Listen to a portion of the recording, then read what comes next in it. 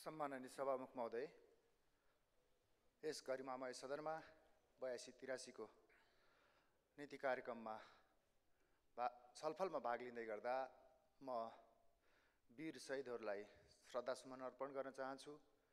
यो देशका कर्मठ मेहनती किसानहरूको त्यो मेहनतलाई सम्मान व्यक्त गर्न चाहन्छु। अर्थतन्त्रको यस्तो जटिल परिस्थिति र व्यावसायिक वातावरणको यो अँध्यारो बेलामा पनि कर बुझाइरहनुभएका करदातालाई सम्मान व्यक्त गर्न चाहन्छु।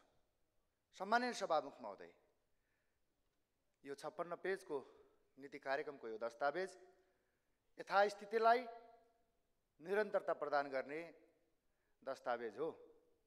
यो दस्तावेज अकर्मण्यतालाई स्वीकृति प्रदान गर्न कर्मकाण्डी प्रक्रियामा प्रस्तुत भएको दस्तावेज हो।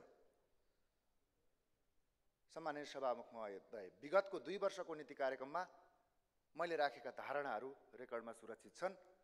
ती विषयहरू आज प्रमाणित भएका छन्। यो नीति कार्यक्रममा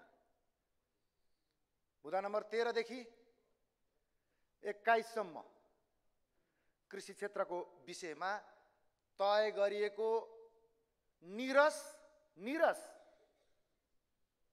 नीतिहरू छन्। रस छैन, किनकि विगतलाई उत्खनन गरेर यी नीतिहरूको विश्लेषण गर्ने हो भने 2073 सालको नीति कार्यक्रममा त्यो नीति कार्यक्रमको बुँदा नम्बर 12 मा के लेखिया रहेछ भने मुख्य खाद्य वस्तुहरू 2 वर्षमै आत्मनिर्भर हुने गरी कृषिमा लगानी बढाइनेछ। यो लेखिया रहेछ। यो लेखिया 10 वर्ष भयो। अब यो चालु आर्थिक वर्षमा हामीले आयात 1309 अर्बको गरेछौँ। त्यो मध्येमा 284 अर्बको खाद्य वस्तु छ। 284 अर्बको खाद्य वस्तु छ। 200 अर्ब त हामी कृषिमा व्यापार घाटामा छौँ। अब अर्को 2075-76 को नीति कार्यक्रमको बुँदा नम्बर 32 मा के लेखिया छ भने मत्स्य उत्पादनमा आत्मनिर्भर हुने, अर्गानिक नेपाल बनाउने, कृषि उपजको अर्गानिक उत्पादन गर्ने अभियान तत्काल सुरु गर्ने। यो तत्काल शब्दमाथिको अत्याचार होइन होला, यो त 75 सालको कुरा हो नि। माछा किसानको हालत के छ? आज आन्ध्र प्रदेशबाट फर्मालिन र नाइट्राइड हालिएको विषाक्त माछाहरूले बजार पाएका छन्। त्यहाँ प्रवर्धन भएको छ। नेपालमा उत्पादन भएको माछाको लागि बजारको सुनिश्चितता छैन। सम्माननीय सभामुख महोदय, म यो गरिमामय सदनलाई जानकारी गराउन चाहन्छु। हाम्रो पार्टी सभापति गृहमन्त्री भएको 3 महिनामा माछा किसानले बजार पाएको थिए, मूल्य पाएको थिए। मैले स्मरण गराउन चाहे। अब त्यही वर्षको बुँदा नम्बर 34 मा 70-71 को बुँदा नम्बरको 16 मा जैविक मलको उत्पादन, अर्गानिक खेतीमा जोड, कृषि उत्पादनमा बजारको प्रत्याभूति गरिनेछ भनेको छ। यो वर्ष मेहनत गरेका किसानहरूले उत्पादन गरेको दूध सरकारलाई बेच्दा पैसा नतिर्या कसले? बजारको 75 सालमा लेखेको चिज छ, बजारको ग्यारेन्टी गरिन्छ। बुँदा नम्बर 17 मा आत्मनिर्भरताको कुरा छ। कहिलेको 2075 सालको महिला कृषक लक्षित विशेष कार्यक्रम लागू गरिनेछ। त्यो विशेष भने के हो? कति अमूर्त! 75 सालमा त्यो विशेष कार्यक्रमले महिला दिदीबहिनीलाई कोरियाको फार्म हाउसमा काम गर्न बाध्य बनाएको छ। खाडीका देशहरूका ती कम्पनीहरूमा काम गर्न बाध्य बनाएको छ। दिदीबहिनीलाई जापानको रेस्टुरेन्टमा काम गर्न बाध्य बनाएको छ। कति अमूर्त विशेष कार्यक्रम! त्यो पनि 75 सालमा। त्यतिकै निराश भने हो मैले यो दस्तावेजलाई। अब अझै जाउँ। यसपटकको बुँदा नम्बर 16 मा कृषिमल कति वर्ष भयो कृषिमल कारखाना खोल्ने भने 80-81 मा त लेखेको थियो त। मैले निरस त्यतिकै भने हो। 70-71 को मैले एउटा चासो राख्ने र मेरो अनुभवको विज्ञता भएको क्षेत्र नेपालको पुँजी बजारको क्षेत्र 70-71 सालमा के लेखेको छ है त? के लेखेको छ भने बुँदा नम्बर 21 मा पुँजी बजारलाई अन्तर्राष्ट्रिय बचत तथा लगानीका लागि आधुनिकीकरण गर्ने, विश्वसनीय पुँजी बजार बनाउने, पुँजी बजारको विकास गरिने भनिएको छ। आज म 75 सालमा आमरण अनसन बसेर त्यहाँ 58 बुँदा अपनत्व गरेको थियो तत्कालीन सरकारले। त्यो 58 बुँदा अझसम्म कार्यान्वयन भएको छैन। त्यहाँ त अझ खेलोमेसोवाला हिजो समाचार के आइराखेको थियो, नियामक नियुक्तिका लागि चाहिँ एउटा भाग, यो चाहिँ भाग 13 भन्ने ठम्पो बनाइएको छ। कहाँको विस्तार विस्तार? त्यहाँ मार्जिन ल्यान्डिङका कुराहरू छन्, अन्तर्राष्ट्रिय स्तरमा प्रतिस्पर्धी बनाउने कुरा छ, प्रविधि भित्राउने कुरा छ। यो 70 सालमा भएको काम आजसम्म भएको छैन। अनि मैले आएर यो दस्तावेज अहिले पत्याइदिनु पर्ने, मानिदिनु पर्ने छैन। अब 68-69 सालको नीति कार्यक्रममा द्वन्द्वकालको बेलामा बेपत्ता पारिएका नागरिकको स्थिति सार्वजनिक गर्ने, बेपत्ता पारिएका नागरिकहरूको खोजी गर्ने, उच्च स्तरीय आयोग बनाउने, सत्य निरूपण तथा मेलमिलाप आयोग गठन गरी संक्रमणकालीन न्यायको प्रत्याभूति गरिने भनेको छ। आज यत्रा वर्ष 14 वर्षसम्म त्यो त के भए, घुर्की लाउने ठाउँ भए, थर्काउने ठाउँ भए, एकले अर्कालाई हुन्छ नि, देखिया छ नि, 3 जना एकै ठाउँमा बस्या। त्यहाँ संक्रमणकालीन न्यायको अवस्था कस्तो छ? 14 वर्ष भयो। त्यही 68 सालको नीति कार्यक्रम बुँदा नम्बर 31 सम्पत्ति शुद्धिकरण आर्थिक अपराधका विषय छन्। यही बीचमा होइन यो देश ग्रे लिस्टमा परेको। अनि त्यो सम्पत्ति शुद्धिकरण भन्ने नीति कहाँ प्रयोग भयो? नयाँ दलको एउटा पार्टी सभापतिमाथि सांसद पद खोज्नलाई प्रयोग भएको छ। कहिले त 31 उहाँ कता 68 सालको नीतिमा त्यहाँ छ। 68 सालको नीतिको बुँदा नम्बर 45 हेर्नु होला। त्यहाँ के छ? रुग्ण उद्योगहरूको उत्थान र सञ्चालनका लागि विशेष कार्यक्रम ल्याइनेछ। हेर्नुहोस् त, वीरगञ्जको कृषि औजार कारखाना सञ्चालन गर्न महावीर पुन आफ्नो जीवनी लेखेर किताब बेच्दै हिँड्नुभएको देख्नुभयो होइन? अनि मैले अहिले पत्याइदिनु पर्ने यो दस्तावेजलाई, यसमा विश्वास राख्नु पर्ने छैन, केही पनि छैन। छ, गजब छ। यहाँ गजब हुँदो रहेछ।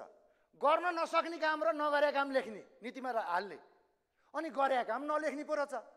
गरे चाहिँ के छ त है त? नयाँ दल यहाँ लेखा भए हुन्थ्यो नि मजासँग। नयाँ दलहरूमाथि राजनीतिक प्रतिशोध साँचिन्छ। रवि लामिछाने, डाक्टर सीके, त्यस पछाडि रेशम चौधरीहरूलाई अवैधानिक तरिकासँग नियन्त्रण गरिन्छ लेखा भए हुन्थ्यो, राखे भए हुन्थ्यो त्यो नीतिमा। राष्ट्रलाई दलीयकरण, व्यापक दलीयकरण गरिन्छ, संवैधानिक निकायहरू कब्जा गरिन्छ लेखा भए हुन्थ्यो।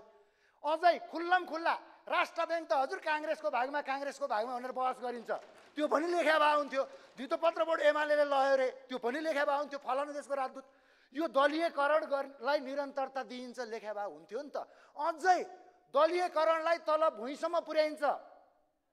त्यहाँको स्कुलहरू, त्यहाँको कलेजहरू, त्यहाँको खानेपानीहरू आफ्ना दलका कार्यकर्तालाई अपुङ्गी त्यहाँ नेतृत्व प्रदान गरिनेछ भनेर लेखा भए हुन्थ्यो। अझै लेखा भए हुन्थ्यो यो सदनको सिर्जना मारिनेछ, यहाँ आरोप र प्रत्यारोपको बहस गराइनेछ। कतिसम्म त भन्दा रक्सी मैले चोर्या हो होइन भन्ने बहससम्म गराइन्छ भनेर लेखा भए हुन्थ्यो। निरस बनाइया छ सदनलाई, निरस छ सदन। गरेका काम त गर्ने काम र बनाने नीति त लेखा भए हुन्थ्यो नि। अर्को लेखा भए हुन्थ्यो अनुत्पादक क्षेत्र खोजी लगानी गरिन्छ भनेर लेखा भए हुन्थ्यो। भ्यू टावर मजासँग बनाइन्छ भनेर लेखा भए हुन्थ्यो। अनि मैले पत्याउनु पर्ने यो अहिलेको पत्याउँदिनँ। छैन, निरस छ। विश्वास छैन हजुर, कसैको विश्वास छैन। छातीमा हात राखेर आफ्नो इष्टदेवतालाई सम्झेर, आफूले खाएको शपथ सम्झेर पक्ष र विपक्षमा, विश्वासको पक्ष र विपक्षमा मतदान गरौँ। कसलाई सम्झेर? कुलदेवतालाई सम्झेर, इष्टदेवतालाई सम्झेर। 2/3 कहाँ आउँछ? विश्वास छैन यसमा। सम्माननीय सभामुख महोदय, अब यसपटक म सरकारलाई सुझाव दिन्न।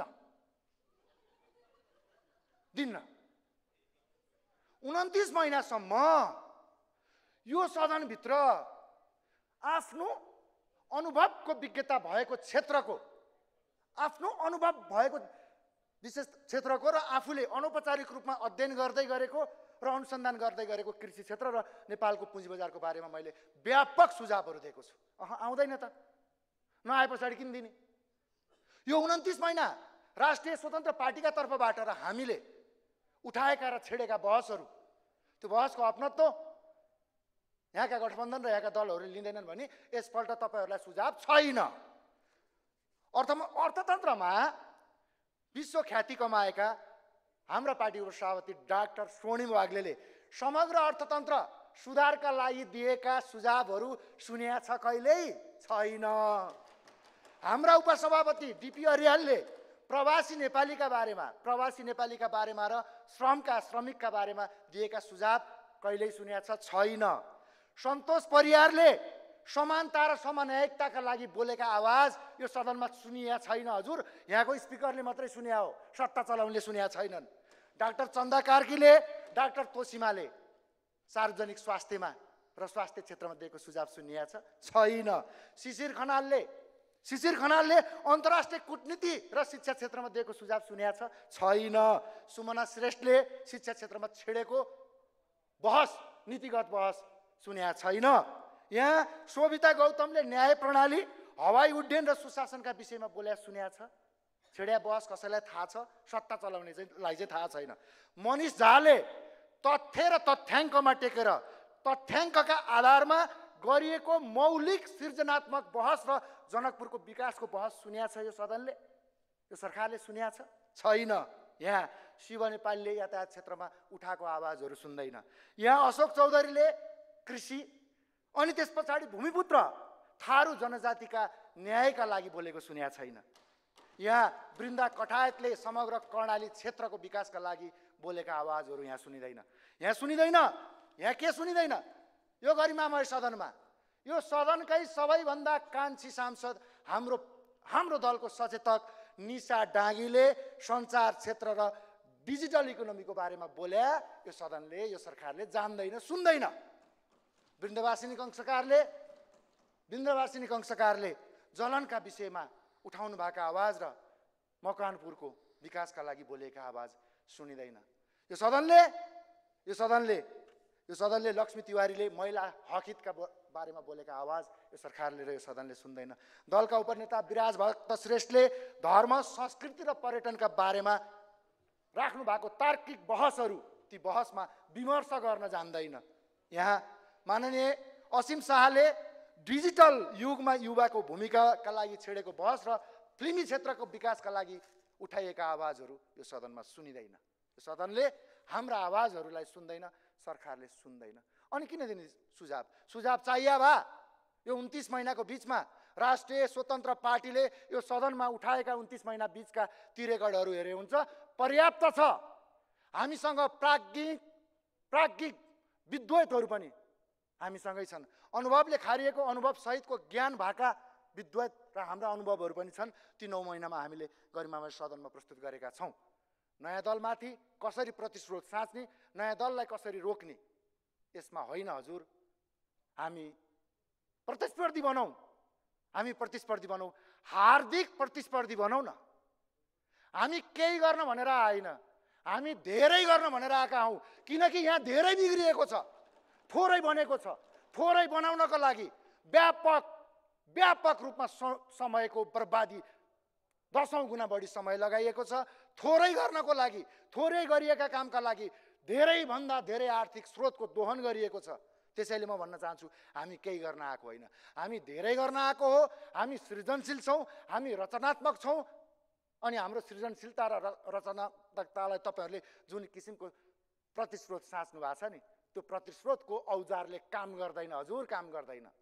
आज यहाँ कर्मठ कर्मचारीहरूलाई जुन किसिमसँग डन्डा चलाइन्छ, लेखे हुन्थ्यो नि, कर्मठ कर्मचारीहरूलाई डन्डा चलाएर कारबाही गरिन्छ। अनि हाम्रो दलको छ नि त त्यहाँ कर्मचारी सङ्गठनमा राजनीति गरेर दलीय स्वार्थका लागि अल्छी र क्षमता नभएका कर्मचारीलाई भने जस्तो ठाउँ दिइन्छ, लेखा भए हुन्थ्यो नि त। गरे त त्यही छ।